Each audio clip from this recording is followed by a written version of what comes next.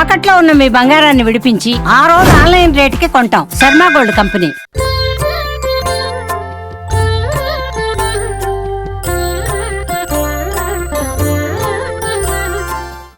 వక్రతుండ మహాకాయ సూర్యకోటి సమప్రభ నిర్విఘ్నం కురు మే దేవ సర్వకార్యేషు సర్వదా.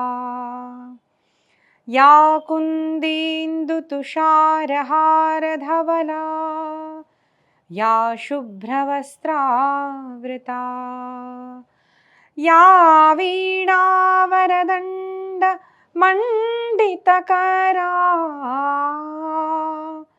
యా శ్వేత పద్మాసనా యా బ్రహ్మాచ్యుత శంకర ప్రభృతిభిర్దేవైః సదా వందితా. సా మాం పాతు సరస్వతీ భగవతి నిశ్శేషజాడ్యాపహా. భవానీ శంకరౌ వందే శ్రద్ధా విశ్వాసరూపిణౌ యాభ్యాం వినా న పశ్యంతి సిద్ధా స్వాంతస్థమీశ్వరం. వంశీ విభూషితకరాన్నవనీరదాభాత్ పీతాంబరాత్ అరుణబింబఫలాధరుష్ఠాత్ పూర్ణేन्दुसुन्दरमुखातरविन्दनेत्रात् कृष्णात् परं किमपि तत्त्वमहं न जाने. गुरुर्ब्रह्मा गुरुर्विष्णुः गुरुर्देवो महेश्वरः गुरुः साक्षात् परब्रह्म तस्मै श्रीगुरवे नमः. मातृदेवो भव पितृदेवो भव आचार्यदेवो भव अतिथिदेवो भव పరస్పరదేవో భవ. శివపురాణ మహాత్మ్యంలో మొదట ప్రారంభమయ్యేది 7 ప్రశ్నలతో. ఈ శౌనకాది ఋషులు 5 ప్రశ్నలు అడిగారన్నమాట. దానికి సమాధానం ఇస్తూ సూత మహర్షి ఇలా చెప్పారు. ధన్యస్త్వం మునిశార్దూల శ్రవణ ప్రీతిలాలసః అతో విచార్య సుధియా వచ్మి శాస్త్రం మహోత్తమం సర్వసిద్ధాంత నిష్పన్నం భక్త్యాది వివర్ధనం శివతోషకరం దివ్యం శృణువత్సరసాయనం కాలవ్యాల మహాత్రాస విధ్వంసకరముత్తమం శైవం పురాణం పరమం శివనోక్తం పురాముని. ఇప్పుడు ఈ గ్రంథం చెప్పేటప్పుడు మధ్య మధ్యలో శ్లోకాలు కూడా ఎందుకు చెప్తాను అంటే ఒక మాట వినండి.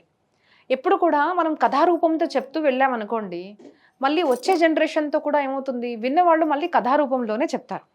మనకి ఎక్కడన్నా డౌట్స్ ఉన్నా కూడా ఎక్కడి నుంచి శ్లోకం వచ్చింది, ఈ శివపురాణంలో ఎక్కడిది చెప్పబడ్డారు అని మనకు అథెంటిక్గా ఉండాలి అంటే శ్లోకాలతో కూడి ఉన్న ప్రవచనమే ఉండాలి. కాబట్టి ఎక్కడ ఏం చెప్పారు, ఈ శ్లోకంకి ఈ మీనింగ్ అనేది చెప్పడం అనేది జరుగుతుంది. కాబట్టి శ్లోకాలు చాలా ఇంపార్టెంట్ అండి. సెకండ్ థింగ్ ఏంటిది అంటే ఈ శ్లోకాల్లో ఉన్న శక్తి అది చాలా భిన్నమైనది. చాలామందికి తెలియదు. కొంతమంది చాలా బాధలతో వాళ్ళు బాధలు పడుతుంటారు. ఏంటిదంటే ఇంట్లో ఏదో నెగిటివ్ ఎనర్జీ ఉంటే, లేదు అంటే మా వైవాహిక సంబంధము అమ్మ సరిగ్గా ఉండడం లేదు, మేము ఏం చేయాలి చెప్పండి అంటారు. లేదంటే కొన్ని కార్యాలు ఎన్నో సంవత్సరాల నుంచి జరగడం లేదు అంటారు. లేదు అంటే కొన్ని కోర్టు కేసెస్ ఉన్నాయి అంటారు. ల్యాండ్ అమ్ముడు పోవట్లేదు. ఇట్లా డిఫరెంట్ థింగ్స్ ఉంటాయి అన్నమాట. అలాంటి దానికి ఒక శక్తి రావాలి అంటే మన శాస్త్రంలో అంటే మన వైదిక పరంపరలో శ్రీమద్ భాగవత పారాయణం కానివ్వండి, రామాయణ పారాయణం కానివ్వండి, అంటే మూల గ్రంథ పారాయణము, శివ మహాపురాణం పారాయణం కానివ్వండి, దేవి భాగవత మహాత్మ్య పారాయణం కానివ్వండి చేయాలి. అయితే సంస్కృతం వచ్చు అంటే సంస్కృతంలో చేస్తే అత్యంతంగా ఉత్తమంగా ఉంటుంది. మనకు రాదు అంటే ఎవరన్నా వేద పాఠుల్ని పిలిచి, అంటే మన బ్రాహ్మణుల్ని పిలిచి అది 9 డేస్లో అంటే శివపురాణము 9 డేస్లో కంప్లీట్ చేస్తారు. దేవి భాగవతము 9 డేస్, రామాయణం కూడా 9 రోజులు ఉంటుంది. భాగవతము సప్తాహంలో పూర్తి చేస్తారు. అయితే రోజుగా దాదాపు 5-6 గంటలు కూర్చుంటేనే ఈ గ్రంథాలన్నీ పూర్తవుతాయి. అమ్మ మాకంత సమయం లేదు కానీ చేయాలనుకుంటున్నాము అంటే అప్పుడు ఒక నెల రోజులు కూడా మనము ఇది చేసుకోవచ్చు. ఇంకా దీర్ఘకాలం అంటే తామసిక పారాయణం అంటారు. మరి 3 నెలలు 6 నెలలు ఇలా కూడా చేసుకోవచ్చు. కానీ ఉత్తమంగా ఉండేది అంటే నిష్ఠగా ఉండి బ్రహ్మచర్యంగా ఉండి మంచి భోజనమే అంటే ఇంట్లో వండిన భోజనమే తినుకుంటూ ఈ గ్రంథ పారాయణాలు గనక మనం చేస్తే ఎన్నో ఆపదలు దూరం అవుతాయి అని నా ఓన్ ఎక్స్పీరియన్స్తో నేను చెప్తున్నాను. గురువులతో మనం విన్నాము, నేను చేశాను, నాకు కూడా మంచి ఎక్స్పీరియన్స్ వచ్చింది. సో ఇది మీరు చేసుకుంటే చాలా మంచిది. మాకు రాదమ్మా సంస్కృతం ఎలాగా అంటే మీరు ఆ గ్రంథం తీసుకొని దానికి ఉన్న మీనింగ్ ఏదైతే ఉంటుందో అది చదివినా కూడా ఫలితం అనేది దొరుకుతుంది. కానీ సంస్కృత మూలం చదివితే చాలా ఉపయోగపడుతుంది. కాబట్టి శ్లోకంలో చాలా బలం ఉంటుందండి. మధ్య మధ్యలో శ్లోకాలు విన్నా చదివినా కూడా చాలా ఫలితం ఉంటుంది. తర్వాత ఇక్కడ ఏమంటున్నారు సూత మహర్షి అంటే ధన్యోస్మి, నేను చాలా ధన్యుడినయ్యాను, మీరు కూడా చాలా ధన్యులు. ఎందుకంటే మీ ప్రశ్నకి సమాధానం ఏంటిది? భగవద్భక్తి, భగవత్ చరిత్ర. మనం ఎవరితోన్నా మాట్లాడుతున్నప్పుడు కూడా ఎవరితోన్నా అడిగినా కూడా మన సంభాషణ ఎలాగా ఉండాలి అంటే ఒక ప్రశ్న సమాధానం ఎలాగా ఉండాలి అంటే దానివల్లే సత్సంగం జరగాలి. అంటే ఏదో మంచి జరగాలి, వినేవాళ్లకు చెప్పేవాళ్ళకు కూడా మంచి జరగాలి. ఏదో అక్కడిక్కడ మాటలు మాట్లాడమనుకోండి, మాట్లాడేవాళ్ళు వినేవాళ్ళ ఎనర్జీ కూడా వృధా అయిపోతుంది, జీవితం కూడా వృధా అయిపోతుంది. అత్యంతంగా మన ఇంద్రియాల్లో శక్తి ఉంది అంటే ఒకటి వాక్కులో, తర్వాత మన కళ్ళల్లో. కాబట్టి అంటారు కంట్రోల్ 4 M's అనేసి. ఏంటిది అంటే మనీ, మైండ్, తర్వాత మౌత్. అంటే మౌత్ కూడా మనం కంట్రోల్ చేసుకోవాలన్నమాట. ఇలాగా ఎవరైతే తన ఇంద్రియాల్ని కంట్రోల్లో ఉంచుకుంటారో వాళ్ళకు శక్తి అనేది వృద్ధి చెందుతుంది. కాబట్టి మౌత్ కంట్రోల్ అనేది చాలా బాగా ఉండాలి.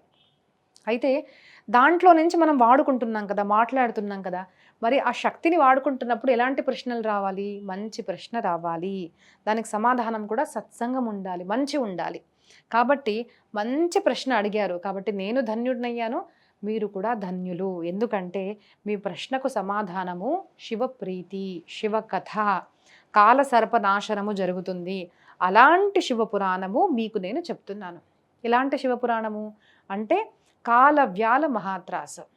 ఒక మాట గుర్తుంచుకోండి, మనం అందరము ఎంత సంపాదించినా, ఎంత పదవి ఉన్నా, ఎంత మంచి సిచ్యువేషన్లో ఉన్నా కూడా ఫైనల్లీ ఒకటి ఉంది అందరికీ భయం వేసేది. ఏంటిది అంటే డెత్, మరణము. Death is inevitable. ఖచ్చితంగా చనిపోతాం కదండి, అందరూ చనిపోతాం. అది ఏంటిది ఎలా అంటే తెలీదు, కానీ చనిపోతాం. మరి ఎవరికైనా చనిపోవాలనుందా? చనిపోవాలని లేదు. కానీ ఆ మృత్యు భయము మనందరికీ కూడా ఎప్పుడు వెంటాడుతూ ఉంటుంది.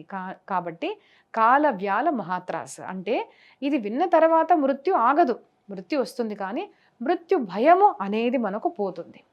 చాలామంది మృత్యు భయం వల్లే మృత్యుకు ముందు కూడా చనిపోతారు. అంటే ఒక రోగం ఉందనుకోండి, అమ్మ మీకు క్యాన్సర్ అయింది అనగానే ఆ క్యాన్సర్ ఉంది అన్న షాక్తో కూడా చచ్చిపోయిన వాళ్ళు చాలామంది ఉంటారు. కాబట్టి ఆ మృత్యు యొక్క భయం దాన్ని దూరం చేస్తుందన్నమాట ఈ శివపురాణ కథాశ్రవణము. అలాంటి ఈ జన్మాంతరే భవేత్ పుణ్యం మహత్తస్య సుధీమతః తస్య ప్రీతిర్భవేత్ తత్ర మహాభాగ్యవతో మునే. ఇలాంటి జన్మ పుణ్యాల వల్ల లభించిన ఈ శివ మహాపురాణము మీకు నేను ప్రసాదిస్తున్నాను అంటున్నారు. ఇక్కడ చెప్తున్నారు, అదే నేను కూడా మీకు చెప్తున్నారు. మరి మీరు అనుకోవచ్చు కొంచెం అతిగా అవుతుందమ్మా, జన్మాంతరే జన్మల పుణ్యం వల్ల మాకు లభిస్తుందా అంటే నేను ఒక మాట చెప్తాను చూడండి. ఒక చెత్త వీడియో ఉందనుకోండి, ఇన్స్టాగ్రామ్లో, యూట్యూబ్లో లక్షల వ్యూస్ ఉంటాయి. ఈ శివపురాణము మీరు చూసుకోండి కావాలంటే, శివపురాణము, భాగవతము, రామాయణం ఉందంటే వీళ్ళకి వ్యూస్ ఎందుకు తక్కువ ఉంటే చెప్పండి? ఇక్కడ ఏమైనా ఫీజు ఉంటుందా? ఈ వీడియో విన్నాము అంటే దానికి ఏమైనా ఫీజు ఇవ్వాల్సి వస్తుందా? కాదు. కానీ మంచి వినాలి అంటే ఎంతో కొంత పుణ్య లేకుండా కూడా మనిషికి వినాలనిపించదు, అది పాటించాలి అయితే అస్సలకి అనిపించదు. కాబట్టి మనం వింటున్నాము, ఈరోజు నాకు ఈ వీడియో దొరికింది, నేను వింటున్నాను, కథాశ్రవణం నేను ప్రారంభం చేశాను అనుకుంటే మీ జన్మజన్మాల పుణ్యాన ఏకత్రితమైందని ఖచ్చితంగా మీరు భావించండి. అదే ఇది చెప్తున్నారు. జన్మాంతరే భవేత్ పుణ్యం, జన్మల పుణ్యం గనక ఏకత్రితం అవ్వకుంటే ఇలాంటి సత్సంగం అనేది మనకు ఎప్పుడు కూడా ప్రాప్తము అవ్వదు. ఇది చాలా దుర్లభము అని అంటున్నారు. 3 విషయాలు చాలా దుర్లభం అండి. ఏంటిది అంటే త్రయో దుర్లభ: మనుష్యత్వం, ముముక్షత్వం, సాధు దర్శనం. ఏంటిది అంటే 3. మనుష్యత్వం, మనుష్యుడుగా పుట్టి కూడా చాలామంది మనిషిలాగా ప్రవర్తించరు. ఎన్నో 84 lakh స్పీషీస్ అనమాట, 84,000 జీవరాశుల్లో మనిషి అన్నది ఒక యోని. అందరికన్నా శ్రేష్టమైనది. ఎందుకంటే మనిషి మాత్రమే మంచి ఏంటిది, చెడు ఏంటిది, ధర్మం ఏంటిది, అధర్మం ఏంటిది అని తెలుసుకొని ధర్మాన్ని పాటించాలా, అధర్మాన్ని వదిలేయాలి అని తెలుసుకొని తన జీవితాన్ని ఉద్ధరింపగలిగే శక్తి ఒక్క మనుష్యుడికి మాత్రమే ఉంది. కాబట్టి మనుష్యత్వం అనేది చాలా దుర్లభం. సరే, ఒక మనిషిగా పుట్టాడు. పుట్టిన తర్వాత చాలామంది నేను ఒక స్త్రీని, నేను ఒక పురుషుడిని, నేను ఇంత సంపాదించాను, నేను ఈ కులస్తుడిని, నేను ఇక్కడ ఉంటాను, నా జ్ఞానం నేను అన్న దాంట్లోనే ఉండిపోతాడు. కానీ ముముక్షత్వం, కస్త్వం కోహం కుత ఆయాత కామే జనని కోమే తాత అన్న భావన చాలా తక్కువ మంది జనాల్లో దొరుకుతుంది. అందుకోసం మనం చూడండి, గురువుల దగ్గరికి వెళ్ళాలి, సత్సంగం చేయాలి అన్నది ఇప్పుడు ఎక్కడన్నా మేము ప్రవచనం పెడతాం కదండి, పెట్టిన తర్వాత అందరికీ వెళ్ళిపోతుంది అనమాట వార్త. వాట్సాప్లో ఇప్పుడైతే ఈజీగా పంపించేస్తున్నాం ఏంటంటే సత్సంగం ఉందనేసి. ఎంత తక్కువ మంది జనాలు వస్తారండి. ఎందుకు అలా ఉంటుంది? ఎందుకు అంటే ఆ సత్సంగం అనేది చాలా దుర్లభం. ముముక్షత్వం, నేనంటే తెలుసుకోవాలి, పరమాత్మ ఎవరు తెలుసుకోవాలి, ఈ భావన కలిగేదాకా కూడా మనిషి అనేది సత్సంగం భవన్లో రావడం చాలా దుర్లభం అండి. సినిమా థియేటర్లో లక్షల కోట్ల మంది వెళ్తూ ఉంటారు, డబ్బులు ఇచ్చి మరీ వెళ్తారు. ఈ సత్సంగంలో ప్రసాదం ఇచ్చి మరి పిలిచినా కూడా రారు. ఎందుకు అంటే ఆ ముముక్షత్వం అనేది అందరికీ ఉండదు. ఎందుకంటే అది చాలా దుర్లభం. పూర్వజన్మ కృత పుణ్యాల వల్ల మాత్రమే నేను ఎవరిని తెలుసుకోవాలి, పరమాత్మ ఎవరు తెలుసుకోవాలి, మాయ ఏంటి తెలుసుకోవాలి, ఈ జన్మ కర్మ బంధాల నుంచి నేను దూరం అయిపోవాలి అన్న భావన, ముముక్షత్వం అనేది చాలా దుర్లభం అనమాట. సో మనుష్యత్వం, ముముక్షత్వం. సరే, ముముక్షత్వం కలిగింది, మాకు అర్థమైంది. మరి దానికి ఒక మార్గాన్ని చూపించే ఒక గురువు కూడా ఉండాలి కదా. సో గురుతత్వం అనమాట. ఆ గురువులు, మంచి గురువులు, ఒక మార్గాన్ని చూపించే గురువులు, ఈ జన్మ మృత్యు చక్రం నుంచి దూరం చేసే గురువులు కూడా చాలా దుర్లభంగా ఉంటారు. ఆ గురువులు దొరకాలి అంటే మొదట మనం సాధన ప్రారంభం చేయాలి. చాలామంది అంటారు, అమ్మ మాకు గురువులు మేము వెతుకుతున్నాము. సంతశ్రీ డోంగరేజీ మహారాజ్ ఎప్పుడు అంటారనమాట, మంచి శిష్యుడు దుర్లభం కానీ మంచి గురువులు దుర్లభం కాదు. ఈ సృష్టిలో ఎవరన్నా మంచిగా చక్కగా సాధన చేస్తున్నారనుకోండి, అలాంటి వాళ్ళని వెతుక్కుంటూ మరీ గురువులు వస్తారంట. మనిషి ఏం చేస్తాడు అంటే శ్రీమద్ భాగవతంలో చెప్తారనమాట, మందభాగ్యాహ అని చెప్తారు. ఎందుకంటే సంసారం ఎలా చేయాలి, పిల్లలు ఎలా కనాలి, వీటన్నిటిలో కూడా మంచిగా బుద్ధి ఉంటుంది మనిషికి. కానీ నేనెవరిని, నేను ఎందుకు ఇక్కడ పుట్టాను, నేను ఈ జన్మ మృత్యు నుంచి ఎలాగ బయటపడాలి అని ఆలోచించే వాళ్ళు చాలా తక్కువ మంది ఉంటారు. సో మనకిచ్చిన శరీరము, మన ఇంద్రియాలు కూడా భోగం కోసం వాడేవాళ్ళు ఎక్కువగా ఉన్నారు. కానీ ఆ అంటే ఈ ఇంద్రియాల నిగ్రహ అనేది చేసుకొని గురుతత్వాన్ని దగ్గరికి వెళ్ళి మన ముముక్షత్వం పొందాలి అనుకున్న వాళ్ళు చాలా తక్కువ మంది ఉంటారు. అలాగా ఉన్న వాళ్ళు ఏం చేస్తారు అంటే సాధన చేస్తారు అన్నమాట. ఏం చేస్తారు, ఈ కాలం చాలామంది దానాలు చేస్తారండి.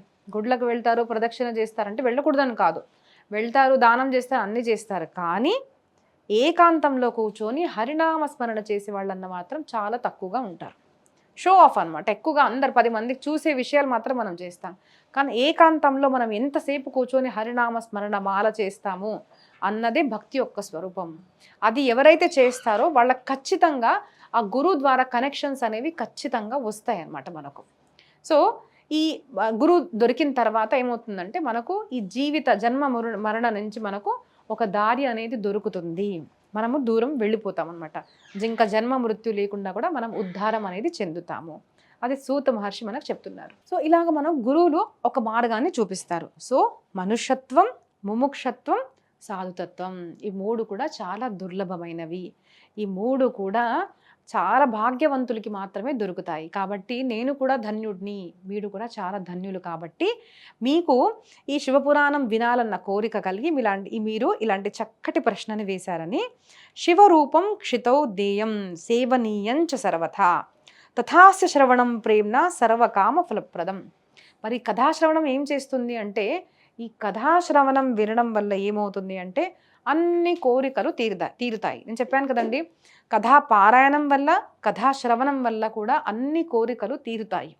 ఎందుకు తీరుతాయి అంటే ఎస్ అండి, ఇప్పుడు దక్షిణ భారతంలో ఎలా పద్ధతి ఉండి మాకు తెలీదు. నేను ఎక్కువగా నార్త్ ఇండియాలో ఎప్పుడైతే మేము కథాశ్రవణం చేస్తామో సాప్తాహిక కథాశ్రవణం అనేది ఉంటుందన్నమాట. సో ఇలాగ వ్యాసపీఠం పెట్టినప్పుడు ఎన్నో అనుభూతులు ఇలా నేను తీసుకున్నాను. ఏంటిది అంటే ఒక నారియల్ అంటే ఒక కోకోనట్ అనేది తీసుకొని ఆ వ్యాసపీఠ గ్రంథం దగ్గర పెడతారు మొదటి రోజు. పెట్టిన తర్వాత 7 రోజులు కథాశ్రవణం అయిన తర్వాత అది ఇంటికి తీసుకొని వెళ్ళి అది ఇంట్లో ఒక బ్లౌజ్ పీస్లో ఇంట్లో కట్టేస్తారు. లేదు అంటే దాన్ని ఇంట్లో వాళ్ళు ఏ కోరిక ఉందో వాళ్ళు దాంతో ఒక స్వీట్ చేసుకొని తింటారన్నమాట. అయితే ఏమవుతుంది, ఆ ఫలంలో ఏదైతే కోకోనట్ ఉంటుందో దాంట్లో ఈ గ్రంథంలో ఉన్న శక్తి దాంట్లో వస్తుందన్నమాట. అంటే నవదినంగా మనం చేసిన సత్రం యాగం ఏదైతే ఉంటుందో, కథాశ్రవణం ఏదైతే ఉంటుందో దాని యొక్క ఫలము ఆ ఫలంలోకి వచ్చేస్తుందన్నమాట.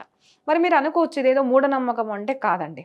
2 ఫలాలకు శక్తిని గ్రహించే శక్తి ఉంటుంది, పాజిటివ్ ఆర్ నెగిటివ్ 2 కూడా. ఏంటిది అంటే ఒక టెంకాయ అంటే కొబ్బరికాయ, రెండవది నిమ్మకాయ. కాబట్టి మీరు చూడండి చేతబడులు లేదంటే నెగిటివ్ ఎనర్జీ, దృష్టి ఇట్లాంటి వాటిల్లో కూడా ఈ 2 ఉపయోగిస్తారు. దృష్టి తీయడానికి కూడా ఇవి ఉపయోగిస్తారు. అలాగే దేవాలయాల్లో కూడా పరమాత్మ దగ్గర ఈ కొబ్బరికాయ టెంకాయ పెట్టడము, తర్వాత నిమ్మకాయ పెట్టడము, అది ఇంటికి తీసుకురావడము. ఎందుకు అంటే అవి ఎనర్జీ అనేవి గ్రాస్ప్ చేస్తాయి అనమాట. సో దేవుడి దగ్గర పెట్టాము, గ్రంథం దగ్గర పెట్టాము అంటే ఆ పాజిటివ్ ఎనర్జీని తీసుకుంటుంది అనమాట. సో మొదట ఇక్కడ పెట్టేసి నాకు మంచి కొడుకు కావాలి, లేదు అంటే నాకు పెళ్ళవ్వాలి, వాటెవర్ మనం కొన్న కోరికలు కోరి అలా గ్రంథం దగ్గర పెడతారు. లాస్ట్ రోజు వాళ్ళు వచ్చి ఇక్కడ నుంచి గ్రంథం తీసుకొని వెళ్ళి వాళ్ళ కోరికలు తీరడం అనేది నేను ఎన్నో ఇలాంటి ఉదాహరణలు చూశానండి. కానీ శ్రద్ధ ఉండాలి మనకు. సో ఇలాగా ఈ గ్రంథ శ్రవణం వల్ల ఏం జరుగుతుంది అంటే ఆంతరిక శుద్ధి, బాహ్య శుద్ధి, అలాగే ఎన్నో కోరికలు కూడా తీరుతాయి అని మనకు చెప్తున్నారు. తథాస్య శ్రవణం ప్రేమ్య సర్వకామ ఫలప్రదం. తర్వాత ఏం చెప్తున్నారు అంటే పురాణ శ్రవణ ఛంభోర్ నిష్పాపో జాయతే నరః భుక్త్వా భోగాన్ సవిపులాన్ శివలోకమవాప్నుయాత్. ఈ గ్రంథ శ్రవణం వల్ల ఏమవుతుంది అంటే శ్రవణాఛంభో నిష్పాపో జాయతే నరః, అన్ని పాపాలు కూడా తొలగిపోతాయి. మరి కొంతమందికి అనిపించవచ్చు అదేంటిది ఎన్ని పాపాలు చేసినా కూడా ఒక్కసారి శివపురాణం దొరికితే చదువుకుంటే అన్నీ పోతాయా అంటే కాదండి. దాని తాత్పర్యార్థం తెలుసుకోవాలి. మనం శివపురాణం తెలిసిన తర్వాత విన్న తర్వాత శ్రద్ధతో విన్న తర్వాత ఏమవుతుంది అంటే నేను ఎవరు, అసలు పరమాత్మ ఎవరు, స్వర్గం నరకం అంటే ఏంటిది, కర్మ అంటే ఏంటిది, మన కర్మ మనం అనుభవించాలి, ఇవన్నీ కూడా పరమాత్మ ఎవరు, ఇవన్నీ మనం తెలుసుకున్న తర్వాత ఏం జరుగుతుంది అంటే నిజంగా కథాశ్రవణం ఎవరైనా చేశారు అంటే ఆంతరిక మార్పు అనేది వస్తుంది. నేను పాపాన్ని వదిలేసుకోవాలి. చూడండి మనం చేస్తున్న పాపాలు మనకు మాత్రమే కనిపిస్తాయి, మన మనసు ఎలాంటిది మనకు మాత్రమే కనిపిస్తుంది. అప్పుడు మనం కదా నిశ్చయించుకునేది, అయ్యో నేను తప్పు చేస్తున్నాను కదా. ఇలాగా ఈ పురాణాలు ఏం చేస్తాయంటే ఒక మిర్రర్ లాగా అనమాట, ఒక అద్దం లాగా మనకు మన ఫేస్ చూపిస్తుంది, మనకు మన స్వరూపాన్ని చూపిస్తుంది. ఈ గ్రంథ శ్రవణ చేసిన తర్వాత ఏమవుతుంది, నువ్వు ఇప్పుడు మహాభారతం చదువుకున్నాము అంటే మనకు తెలుస్తుంది నేను దుర్యోధను లాంటి వాడినా లేదంటే అర్జునుడు లాంటి వాడినా, నేను మంచి చేస్తున్నానా నేను చెడు చేస్తున్నానా, ఇలాగా మన ఫేస్ మనకు చూపించేది మన ఆత్మస్వరూపాన్ని మనకు చూపిస్తాయి. కాబట్టి ఇవి అద్దం లాంటివి. అప్పుడు మనకు తెలుసుకున్నాం అనుకోండి, అరే బొట్టు కొంచెం నేను కిందకి పోయింది కదా ఇక్కడ పోయింది కదా అని మనం ఏం చేస్తాము, దాన్ని సరిదిద్దుకుంటాము. అలాగే నేను ఇక్కడ తప్పు చేస్తున్నాను, నేను పాపాచరణ చేస్తున్నాను, నేను ఇది ఇలా చేస్తే నేను ఈ నరకానికి వెళ్ళిపోతాను, నాకు ఈ కర్మగతి దొరుకుతుంది అని తెలుసుకున్న తర్వాత ఏమవుతుంది, మన ఆచరణలో మార్పు వస్తుంది. ఆచరణలో మార్పు వస్తున్న తర్వాత మన జీవితం అనేది శుద్ధం అవుతుంది, సాధన ప్రారంభం అవుతుంది. అలాగా ఎవరైతే ఈ కథాశ్రవణం చేస్తారో వాళ్ళు నిష్పాపులు అవుతారు అంటారు. సో ఏదన్నా వినంగానే వెంటనే ఒక సెంటెన్స్కి అర్థం అనేది మనం తీయొద్దండి, యాజ్ ఇట్ ఈస్ కాదు, దాని తాత్పర్యార్థం ఎప్పుడు కూడా గురువుల దగ్గర మనం తెలుసుకోవాలి. కాబట్టి ఎవరు కూడా ఈ కథాశ్రవణం చేశారనుకోండి వాళ్ళు నిష్పాపులుగా అవుతారు అని మనకు సూత మహర్షి అంటున్నారు. కాబట్టి శైవం పురాణమమలం భక్త్యా శృణువంతు తే సదా ముహూర్తం వా తదర్థం వా క్షణంచవా. చూడండి ఇక్కడ ఏం చెప్తున్నారు, నాకు తెలిసి వీళ్ళు ఎందుకు అంటే కలియుగం కోసమే కదండి రాశారు. అందరికీ తెలుసు మనకు ఒక మాట ఉంటుంది ఏంటిదంటే మేము బిజీగా ఉన్నామండి, మాకు టైం లేదు అంటారు. కాబట్టి ఏమంటున్నారు, మీరు ఏమి కూర్చొని గంటలు చదవమనడం లేదు, ఒక్క శ్లోకము, ఒక ముహూర్తము, కాసేపు, ఒక క్షణము, ఒక 10 నిమిషాలు మనం తీస్తాం కదండి, ఒక్క ఎపిసోడ్ రోజు విన్నా కూడా చాలు. సో ఇలాగ మనము స్కెడ్యూల్ అనేది చేసుకోవాలి, రోజు ఇంత నేను కథాశ్రవణం అనేది చేస్తాను. ఇలా విన్నా కూడా ఈ శివ మహాపురాణం అనేది మన జీవితాన్ని మార్చేస్తుంది అని మనకు సూత మహర్షి చెప్తున్నారు. ఇలాగా రోజు కాకున్నా కూడా రోజు కొంచెం వినండి అంటారు. ఈ కథాశ్రవణం చేసి నామ సంకీర్తన కూడా చేయాలి. కథాశ్రవణం తర్వాత కొన్ని నియమాలు మనకు చెప్తారండి. విన్న తర్వాత ఈ చెవి నుంచి తీసేసామనుకోండి ఏం లాభము, విన్న తర్వాత హరినామస్మరణ చేయాలి, కుదిరితే నోట్స్ రాసుకోవాలి, నేను ఏం విన్నాను, నా జీవితంలో నేను ఎలా దీన్ని మార్చుకోవాలి అని తెలుసుకోవాలి. అప్పుడు కొన్ని డౌట్స్ వస్తాయి అన్నమాట. చాలామంది ఏం చేస్తారు అంటే వాట్సాప్ ఫోన్ తీసుకొని మెసేజ్ పెడుతూ ఉంటారు, కాల్ చేస్తారు, గంటలు గంటలు మాట్లాడలేం కదా. అప్పుడు మా గురుగారు మాతో ఒక మాట చెప్పేవారు, చూడండి నాన్న, మీకు ఏం డౌట్స్ ఉన్నా కూడా మీరు శ్రద్ధగా ప్రవచనం వినండి, ఆటోమేటిక్గా మీకున్న డౌట్స్కి ఆన్సర్స్ ఈ ప్రవచనంలోనే దొరికిపోతాయి. కాబట్టి డౌట్ రాగానే వెంటనే ఫోన్ చేసి అడగకూడదు. ఏం చేయాలి అంటే నామస్మరణ చేయాలి. కథాశ్రవణంతో పాటు మనము నామస్మరణ కూడా చేయాలి కంపల్సరీ. నమశివాయ నమశివాయ నమశివాయ అందరూ చేయొచ్చు. ఆడవాళ్ళు ఓం చేయకూడదు అని మనకు గురువులు చెప్తారు. కాబట్టి ఓం చేయకుండా నమశివాయ లేదంటే శివాయ నమ ఓం అని రోజు ఒక మాల చేసుకుంటూ ఒక 10 నిమిషాలు ఎపిసోడ్ విన్నామనుకోండి, ఆటోమేటిక్గా రోజు మనం ఇలా అభ్యసిస్తే మన జీవితం అనేది మెల్లమెల్లగా మారిపోతుంది. ఒకరోజు మీకే అర్థమవుతుంది, నేను 6 నెలల క్రితం ఎలా ఉన్నాను, ఇప్పుడు ఎలా ఉన్నాను అనేది. కానీ అది నిష్ఠగా మనం ప్రారంభించాలి. రోజు ఒక 10 నిమిషాలు ఒక సిరీస్, ఒక ఎపిసోడ్ని పెట్టుకొని ఒక్క నామస్మరణ అంటే ఒక మాల ఒక 108 టైమ్స్ 108 సార్లు చేసామనుకుంటే 3 నిమిషాలు పడుతుంది నాకు తెలిసి. చేసామనుకోండి, అప్పుడు మన మనసులో వచ్చిన డౌట్స్ కూడా ఈ పురాణ శ్రవణం ద్వారా ఆటోమేటిక్గా నామస్మరణ వల్ల తొలగిపోతూ ఉంటాయి. కాబట్టి కథాశ్రవణంతో పాటు రోజు ఒక్క మాల అన్నా చేయాలి అని అందరికీ వినవి చేస్తున్నానండి.